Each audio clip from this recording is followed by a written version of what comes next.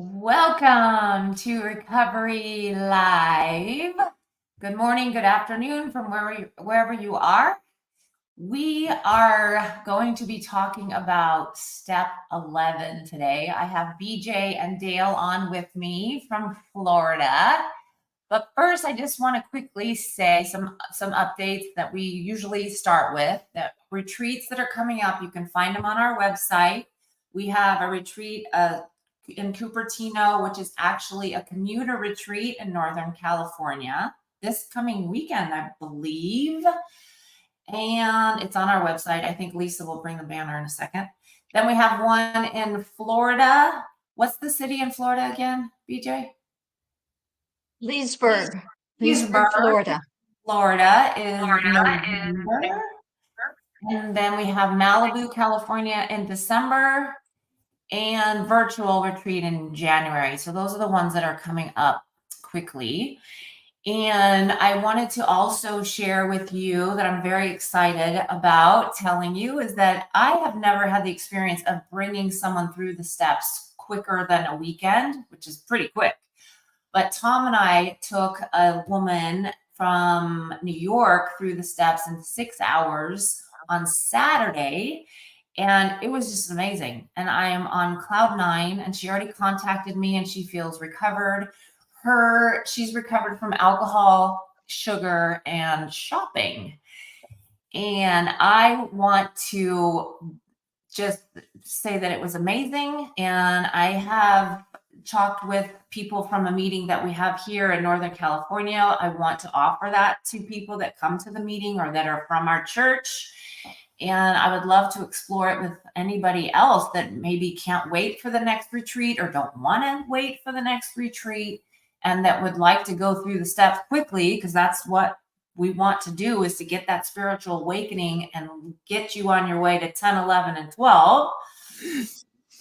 And it was just, it was amazing. So that's what's happening. Check out our website to see any retreats that are coming up. If you have any questions about going through the retreats or going through the steps quickly in one afternoon, there's an email link right there. And we are going to talk about, with BJ and Dale and myself, step 11. Last week, we dove into step 10. If you watched it, if not, you might want to watch that one too. And now we go into 11. Sorry if you hear that echo. So for those of you who don't know, that I know most of you probably do, step 11 is sought through prayer and meditation to improve our conscious contact with God as we understood him, praying only for the knowledge of his will for us and the power to carry that out. So I underlined and highlighted 3 words that I want to point out, and then we'll kind of see where our conversation goes. I like the words the most in this is sought, improve, and only. So sought through prayer sounds like it's action, right? We need to do something. And improve, I feel, is everybody is at a spot right now, like where BJ is in her growth with God is different from Dale, is different from mine, is different from those who are watching. So we all need to start where we are and improve upon that. So if you're doing just like minimal, then you just, step up from there. If you're already doing this stuff, maybe you evaluate and see, is there something else? Or maybe you're doing too much and you need to kind of discern what that is. And then when it says praying only for the knowledge of his will for us, I think we could talk a lot about that too. So BJ, how do you feel about step 11? Like when you read it or think about it, what does it mean to you? Thanks for asking, Alicea. I've got to tell you, these steps, when I first went through them, it was just mind blowing. I think one of the first things that it was pointed out to me as it talks about, and I think of this step as having 3 parts, as you have mentioned. and we sought through prayer and meditation to improve our conscious contact with God as we understood him.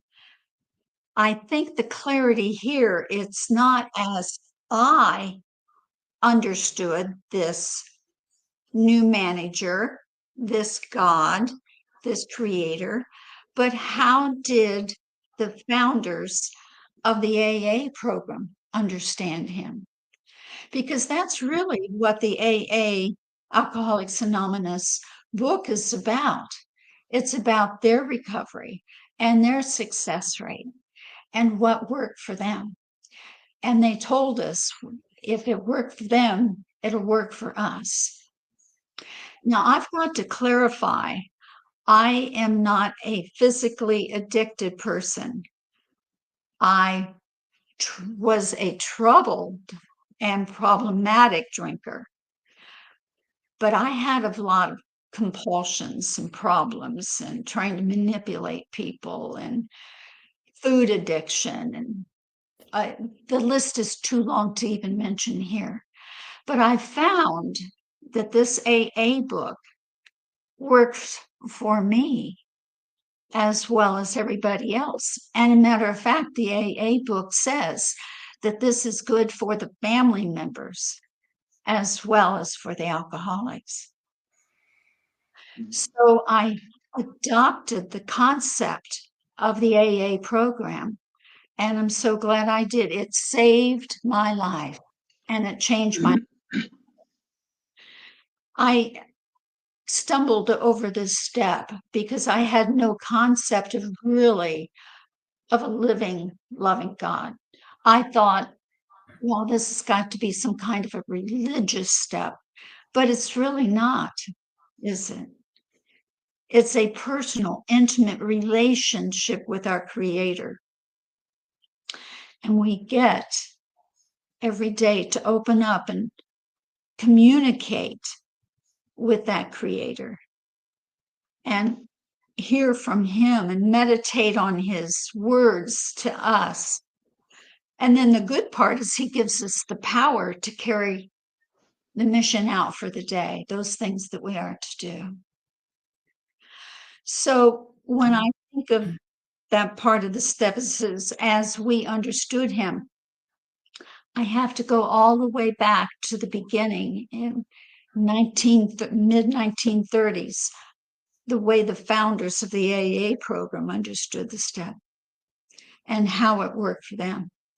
And when I did that, my mind changed from, oh, I'm in religious thought now, into a personal, intimate relationship with a living, loving God that desires a communication with me. And so I think of prayer and meditation as me going before God and giving my thoughts and requests, and also asking for his empowerment for the day. I also asking him to empty me out of me and fill me up with the good stuff. And then when I pray, and I pray for those people I don't even know, because I was there too. I was lost in suffering. And I think that's really where we're going through steps 10, 11, and 12. 10, 11, and 12 to me is like a dance. You build on one and to the next, to the next. And so prayer and meditation. See, I said about medication, folks, is me talking to God. And then meditation, I was thinking was something like, okay, now I'm going to say a mantra, or just sit there and empty my brain. I couldn't do that. I'd start thinking about the laundry or something else, some kind of crazy stuff. So I meditate on God's word. I call it his love letter to me, which is the Bible. And by doing that, it builds me up. It creates that longing and wanting to know what he expects of me and wants me to do. And then fortunately, he provides the power on a daily, hourly, instant basis to carry out what is supposedly impossible in my own strength and mind. So Mhm. that's how I see step 12 Thank and you. 11 and 10. Dale, how do you want to build on that? And if not, I have a question too that I want also to hear from you is like, because you've been in, both of you have been in for a long time. I'm just 2 years in to came to believe. So I want to know, Dale, too, from whatever else you say, is how has this changed for your practice of step 11 changed from when you first entered or your first retreat to like what it looks like now? If you Well, can put yeah, words to that or remember. okay. Well, BJ was at my first retreat that I came to, and Wow. um, I And when did was the that? I Like did the whole sitting there being terrified and um, staying away from people because they were going to hug me, and um, I didn't understand this whole happy, joyous, and free thing, and um, I was very much bondage to self. Um, Always living in my head, really not living in the real world. And at the retreat, I heard things that answered questions I had. Um, one of the ones BJ said was, prayer is talking to God, and meditation is listening to God. And we have one mouth and two ears, and that should suggest something to us. That was Clarence's statement. And I thought, oh, so I need to be listening more than I need to be talking. He doesn't really need to hear from me. I really need to hear from him. That was something I brought back with that first retreat. So then I started, I was working a shift work job. So I couldn't be the same place 2 weeks in a row, like a meeting or church or a Bible study or all those things they suggest. But what I could do was um, carry a little big book with me, a little pocket rocket, and read that when I had spare time at work. A little Bible, New Testament, same kind of a thing. I could put it in my pocket and I could read it. And about that time, my mom had given me a Bible for reading for the day Bible. It's broke up into New Testament, Old Testament, and Proverbs and Psalms. And I started reading that every day, and I was pretty faithful. And I wasn't really paying much attention to it. All I knew was I would do what they said. I'd ask God to show me what He wanted me to know, make it jump out to me, make it important to me. And I learned. And after 3 years, I had read the Bible 3 times, and cover to cover. And that was not. I realized that was totally from Him to put that word in me because I'm not a disciplined person, personality wise. I'm a surfer, party boy. I don't really want to be disciplined. Um, but the 11th step, it talks about that we alcoholics are undisciplined, and God disciplines us in this simple manner. But I went to church. I prayed, but I meditated more. I tried to sit and be quiet and read, and that's what my sponsor taught me. The more I read, the more I'd learn, and the more I'd grow. So I read all the stuff he read, all the stuff that the old timers read, that he said they read, because I was going to get an A. I was going to be the best sponsee he's ever had, but really that whole perfectionist thing worked out for my benefit because I did the things that nobody wants to do. So you were disciplined. Yeah, but it wasn't anything to do with me deciding to be disciplined. That was the thing. It was the spirit. Um, when you involve yourself with the spirit, he leads and you follow. So it was a different experience for me because I mean, I worked at the power company. I was a lineman, so I knew how to work. And sometimes I worked 16-hour days, and I knew how to keep myself safe through that whole shift. And um, I could force myself to be that way if I had to. But it's so much freedom in the way I do it now because now, I mean, everything comes to me on this little magical device. I don't have to carry books anywhere anymore. I can I can open up an app. I can read the Bible. I can open up an app. I can read the big book.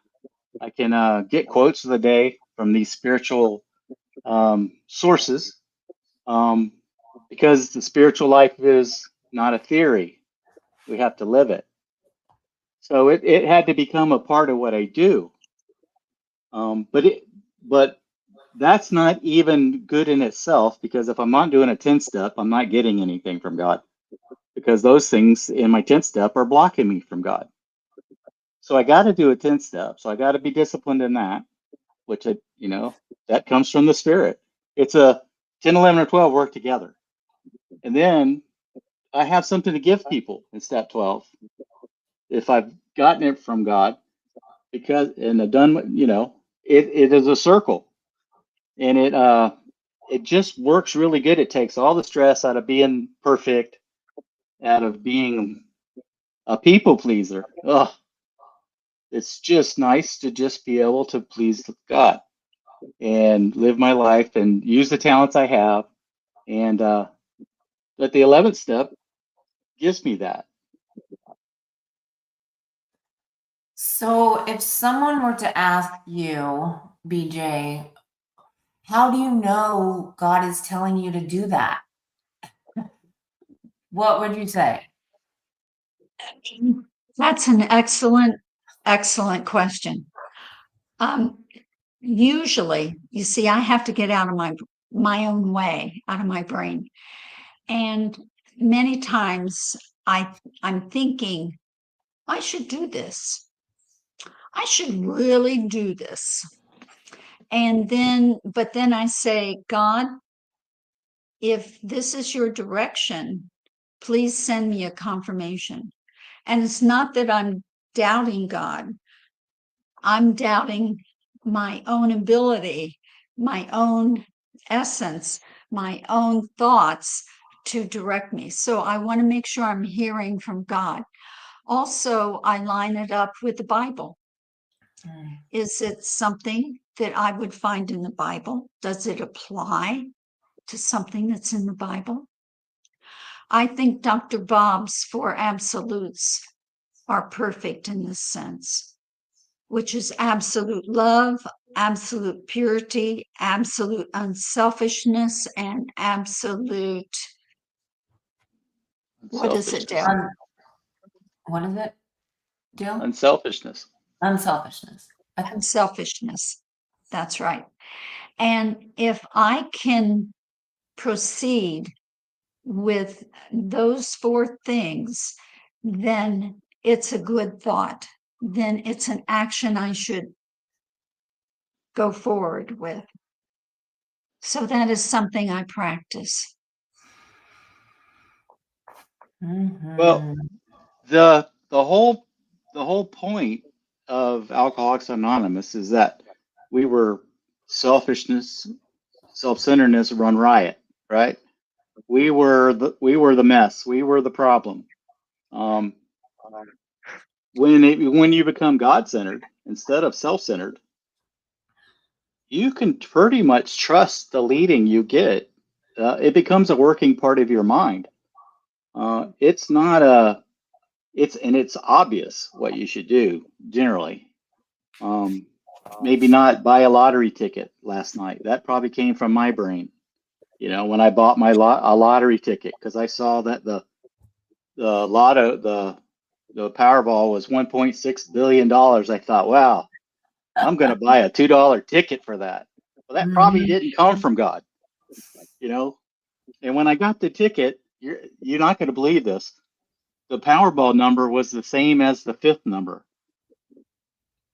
which I don't think can actually. It's a bad ticket. You can't even win with that. And I heard, yeah, that was good thinking there, wasn't it? From the Lord. He's like messing with me.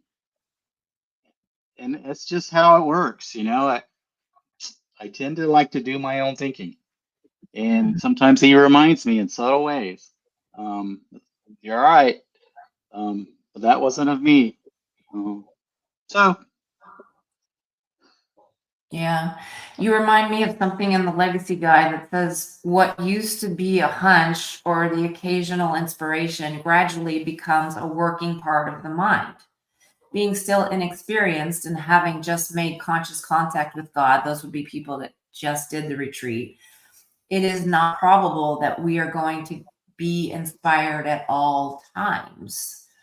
So you're saying it's slowly now, it's just like automatic, right, for you to pray or to do step 10 and kind of know what the direction is when somebody who's kind of new to this experience, it might be like a little bumpy and how do I do this? And I think that's okay because that's why it says improve your improve. So this person can improve by asking questions of other people and how do you do it? And right. And then you can help them, which is step 12. And it's like BJ said, 10, 11, and 12 is just constantly just moving all together. right. Which is our part, but it's really God, his power that's giving us the power to do any of it. So it's all meshed together. Yeah. Alicea, I would have to say perseverance is the hardest principle for me to follow. And I will tell you, when I am not starting my day in prayer and meditation, my day does not turn out very well. I don't know why. I'm still not solid in that. That's just the way I'm made, I guess. But perseverance and starting that day out in prayer and meditation sets the path for that day to be completely different than when I just forge ahead and in my own choices. My own choices. Sometimes it's not a good choice. Dale, you laughed. Why did you laugh? You agree? Oh, well, there's no question. Every day is a new day. So you always want to remember first things first, right? Of AA. Seek first the kingdom of God and all his righteousness, and then all these things will be added unto you. Well, that's exactly what we're supposed to do, is seek him first, keep our side of the street clean, trust God, clean house, help others. It is no doubt about it. When I started doing this, I was very mechanical. It was not a joyous thing. It was, well, I got to get this done today. I got to get this reading done today. But after a while, I was learning so much so quickly. I thought, how exciting this is to get to do this reading today. And now it's kind of, the busier I am in working with people, the more active I am because I have, something that I need to prepare for, if I'm going to take somebody through the steps like you did, like you talked about. When I'm just off doing my own thing all the time, I tend to go towards laziness, and I tend to be a slacker, and I want to go to the beach, and I don't really want to do the work, and but I'm going to tell you, I had a lot of people praying for me. And BJ can say the same thing because we were at retreat together, and we were all praying for each other all the time. And so there's a certain community, fellowship of the spirit, the big book calls it spirit with a capital S. That can you so yeah. So like I said, it's very important to read the big book, right? So here's some materials. This is the third edition big book. that was what I read when I came in because that's what was available then. Now they're in the fourth edition and probably soon to be fifth edition of the big book. Right now, I'm reading a copy of the first edition because it has none of the stuff that came in that took the AA away from the program of recovery that is outlined in this book. So all the added materials that came in the second edition, the third edition, and now the fourth edition, and then now the fifth edition coming up. I'm reading the first edition. This was one of these little pamphlets.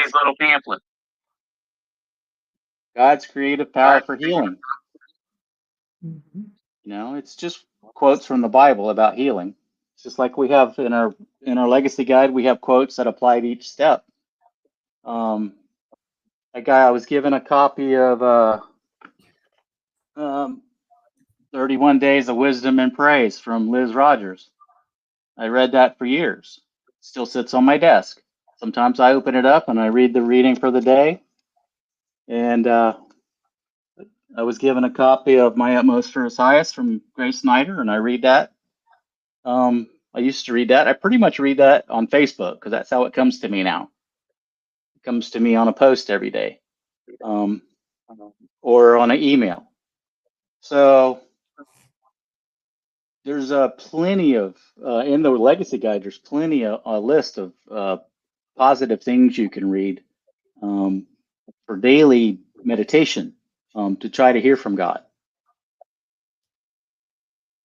Right. And then I don't want people to, because I see and hear sometimes people at retreats, or they seem to be like overwhelmed by, I got to read all those books. And it's not like you have to do that. If you're pulled and want to, then do it. Dale has been in this for a long time, right? Start where you are. That's why it says improve your conscious contact with God. If you have never even seen anything in the realm of a book or an app, start small. Just maybe go to church and listen to a sermon. Maybe get the Bible app on your phone, and there's daily verses and then a video about the verse, and then you can meditate on that. I do that among other things. You could read a book on how to meditate, or there's so many, and you don't have to do all of them. Kind of try something that might work for a while, and then you're like, yeah, it's not working. Then try something else, right? Like BJ, what is practically, like, what does your step 10, 11 look like in the mornings on a good day? In the Or even morning, on a good day. thanks for asking. In the morning, I have a prayer, and Dale is an excellent reader, but I am not. See, So that I goes to stay very, show you don't have yeah. to do that. So I stay very close to a Bible that I can understand, which is Life Application Study Bible. And it tells me what I read, which I like. Yeah. And also the Big Book, AA Big Book is a favorite, and I have a lot of daily readers. But my morning prayer in the morning, I learned how to pray late in life. I was an atheist for the first 35 years of my life. So coming into all of this, the word God and all these other things, power and spirit just threw me off. I ran from the room. So I really had a whole learning curve about the living in the spirit, the life of the spirit that we talk about in step 10. And someone taught me a prayer method that I'd like to pass on. It keeps me in line. My prayer used to be, Dear God, this is BJ, and I would like you to fix my husband Jack. He's mean to me, and so on and so forth. And if you could do it by dinner time, that would be really great. And oh, I love you, and amen. Now, that was my first prayer life. Okay. And guess what? God never fixed my husband. I can't understand why. Well, that's because he had to fix me. Anyway, so I learned very early on something that I use as a prayer life. And it's regarding this. Human beings can thank God and praise Him and worship Him. So that's the thumb, it's articulating. Animals don't do that. The next finger, the pointing finger, I'm pointing at you, your faults. Before it was always your faults for the day, what you're doing wrong. Well, I had to look at myself, and that's where I review my character defects, and I ask God just to open me up and flesh me out. I am willing, I'm a sacrifice. And then the highest finger is where He can fill me with the Spirit, with His Spirit, to give me His ability and the will to carry out His wishes for me for that day. And the ring finger is for other people, praying for my family, praying for people I don't even know, praying for Came to Believe recovery, and the list goes on and on. And then the little finger is prayer for myself, and the ability to give me that power, and then to have the boldness and the willingness to carry out His word for that day, for my purpose, for His service. I find, though, that my prayers hit my ceiling when I'm filled with either resentment or selfishness or self-centeredness and any other character defects I want to slip in there, because I really have to just turn that over on a daily basis and ask for cleansing of that, relieving me of that, and just to fill me with whatever He has for me for that day. Now, that's my prayer life. I love it. Okay, let me see what other questions do I have here. Yeah, the other important material to read is Matthew 5, 6, and 7, 1 Corinthians chapter 13, and the book of James.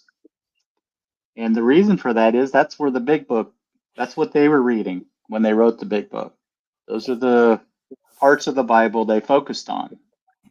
And actually, they thought they would call themselves the James Gang. But then somehow Alcoholics Anonymous won out over that. I don't exactly know the whole story behind that, but James Gang seems very catchy. Gang. James Gang.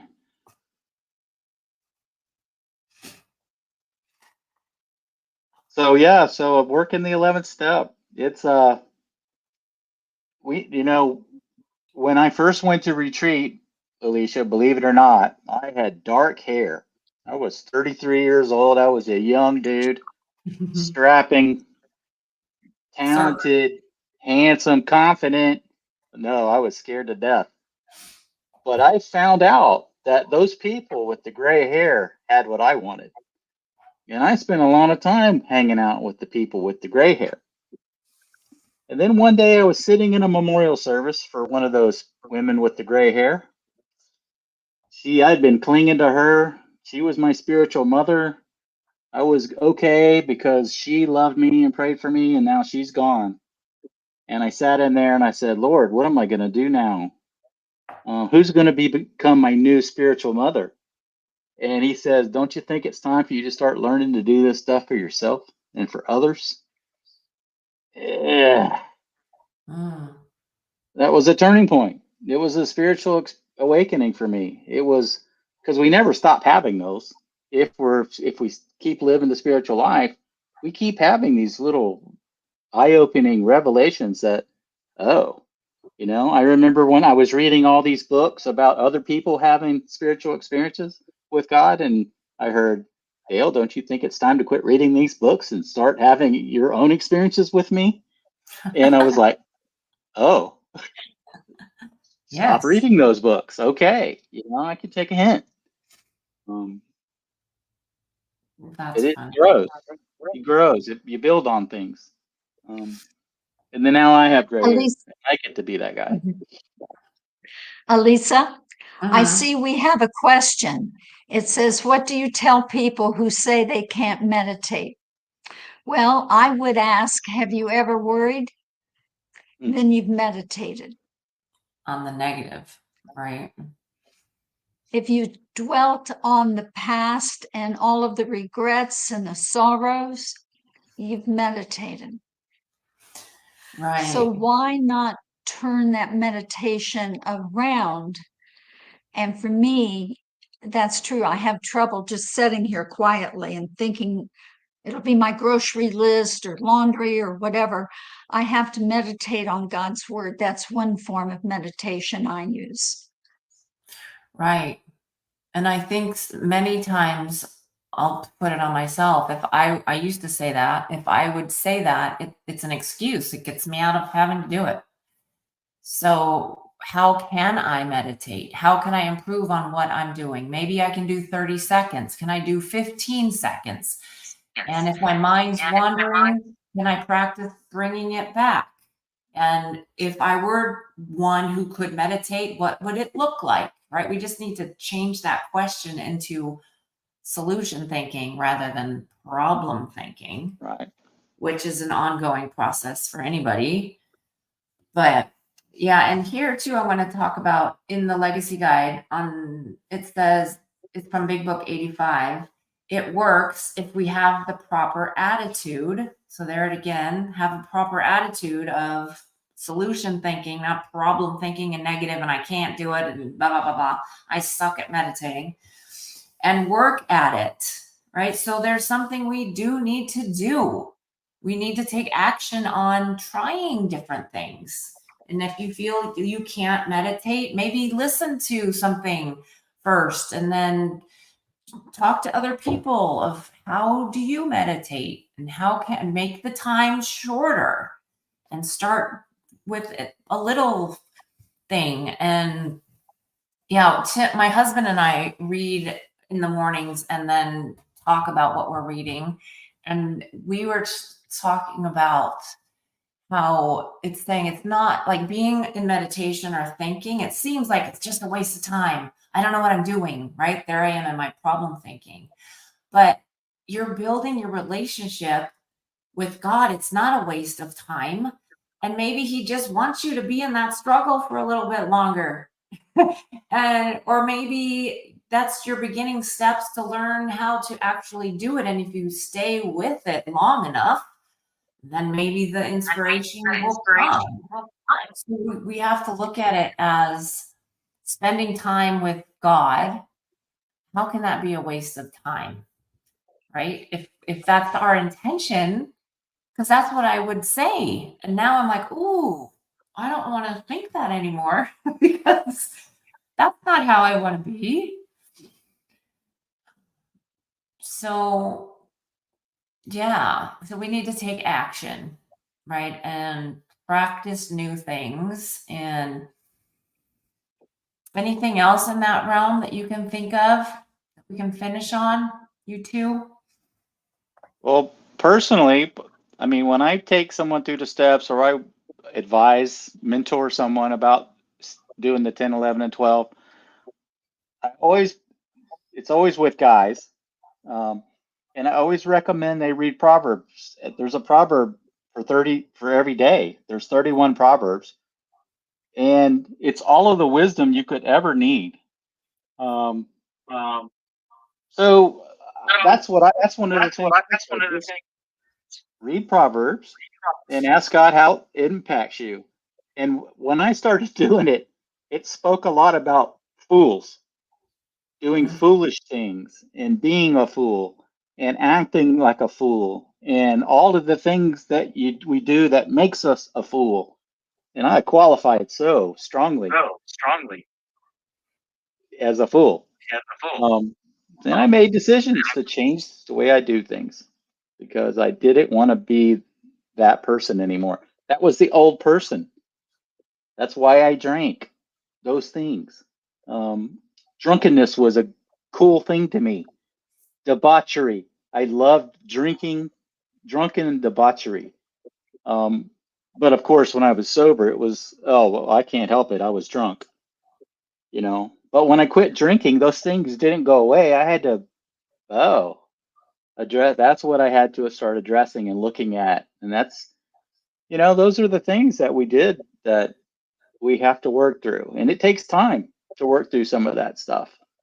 Some of it took counseling for me to work through that stuff. I had to talk to people smarter than me. Those one or two people I could find that were smarter than me, I had to talk to them. It And must have taken a long time to find them. they were everywhere. They were all around me, you know.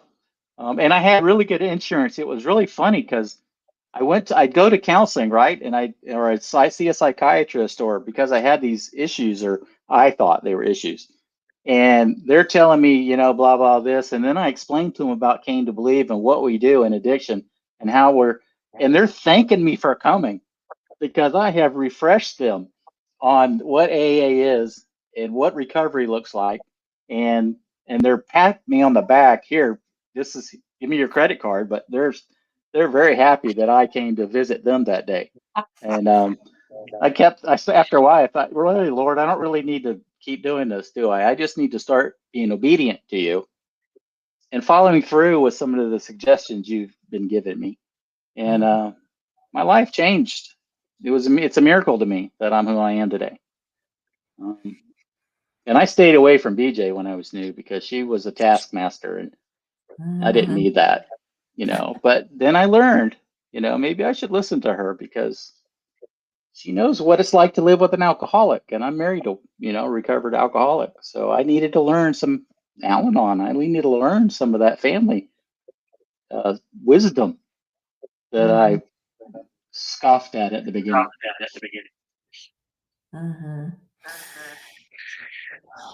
Go ahead, BJ. Oh, I thought you had. Do you have anything else to add? Giving a high sign to Dale on that one. Yes, absolutely. Alicea, the other very quickly, another question says, can you give some ideas, some materials for newcomers to read? Now, I recommend everybody that is breathing to read the Alcoholics Anonymous Big Book. Okay, it's filled with wisdom and direction, and I cut my teeth on this. And then after that, they also highly recommended is Dr. Bob and the Good Old Timers. And you'll know about what they read and about what their thoughts were and about living this design for living, this new way of living. And that's very helpful. Other new books newcomers could read is, if you don't have a Bible, get a Bible that you can understand and read, or listen to it on your phone. Yeah, there you go. Yeah. All right. Well, that is a wrap. That is step 11. Check out our website for retreats coming up. Stay in contact with us. And we'll see you next week, same time. And thank you, BJ and Dale, for joining me. And we'll see you next Recovery Live. Bye. Bye.